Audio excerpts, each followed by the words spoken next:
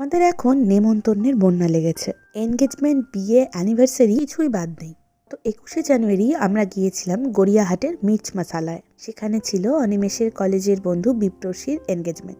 তো আমরা গিয়ে দেখলাম ওদের আশীর্বাদ পর্ব শুরু হয়ে গিয়েছে। এই পর্ব মিটিয়ে আমরা গেলাম স্টার্টারের দিকে। ছিল fish finger, chicken fried wonton, crispy chilli baby corn, আর ছিল একটা ভেজ স্প্রিং রোল।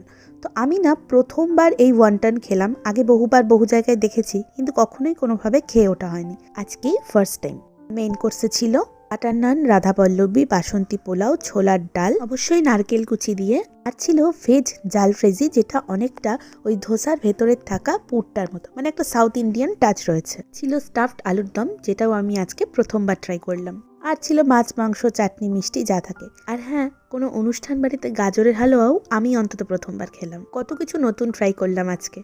আর শেষে হলো কেক কাটা। অবশেষে অনুষ্ঠান সাং